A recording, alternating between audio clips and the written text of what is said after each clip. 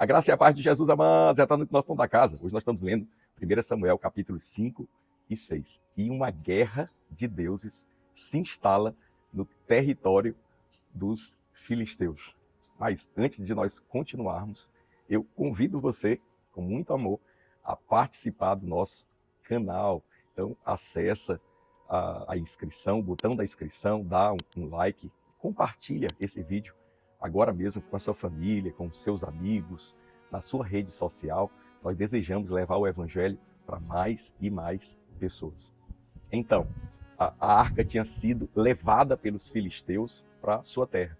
Aquilo era como um troféu, um prêmio de vitória. Quando homens, exércitos, nações batalhavam naquele tempo, eles sempre tinham o seu Deus como o Deus que promoveu aquela vitória. Então, o que eles fizeram com a arca, que representava a presença do Senhor? Eles levaram para o templo de Dagon, que era o Deus deles, e colocaram a arca diante de Dagon. Dagon, uma estátua imponente, em pé, dentro do templo, e a arca ali aos pés dele, um pouco mais adiante, demonstrando que o Deus Dagon trouxe vitória para os filisteus sobre Israel. Mas o que os filisteus não sabem é que Deus, ao mesmo tempo que está disciplinando o povo de Israel, porque Deus estava tratando com eles por causa do afastamento do coração, porque não valorizavam a presença de Deus, estavam tratando Deus como um simples amuleto, tentando manipular o Senhor para os seus próprios benefícios. Então Deus se ausenta com a sua presença ali através da arca e é colocado dentro do templo de Dagon. A palavra de Deus diz que ao amanhecer, Dagon estava deitado de bruços, com o rosto em terra, diante da arca. Aquela cena, quando os sacerdotes dos filisteus entraram, era para dizer assim: olha, esse Deus de vocês, ele se humilha completamente diante do Deus de Israel.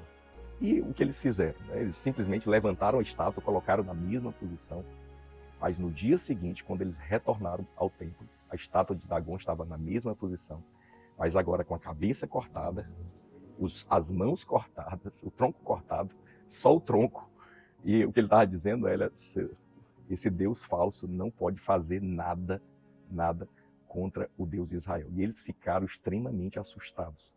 E a palavra de Deus diz que após aquilo, Deus começou a permitir, porque Deus não manda o mal, nem coisas malignas, mas você sabe, assim, a presença de Deus é santa e tudo aquilo que está próximo dele, assim, é julgado pela sua santidade. E isso acontece, tumores aparecem, enfermidades aparecem naquela cidade, que era uma das principais cidades dos filisteus, Asdod. Havia 5 cidades importantes, 5 capitais importantes no reino dos filisteus, que era a Filístia, e eles são ali atacados por doenças, de uma forma que eles disseram não, que a arca não permaneça aqui no nosso meio, e eles levaram para outra capital de Gade, e aconteceu a mesma coisa. Levaram para Ecrom e aconteceu a mesma coisa, sendo que quando levaram para outra cidade, eles já estavam dizendo: olha, não tragam para cá.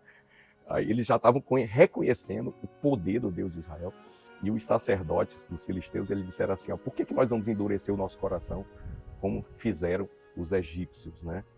Assim, vamos devolver a arca, né? Então aquilo era um sinal, um reconhecimento de que a vitória deles contra Israel não tinha nada a ver com o Deus que eles acreditavam. Você sabia que no meio do mundo há tantos falsos deuses, né? Dagon e outros eram falsos deuses, coisas da imaginação humana.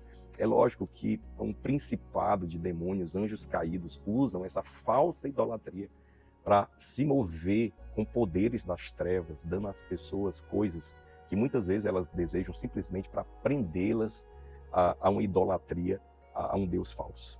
E isso acontece no mundo inteiro. Mas o que Deus está mostrando aqui é que há só um único Deus, diante dele todos se curvam, até os deuses que os homens imaginam.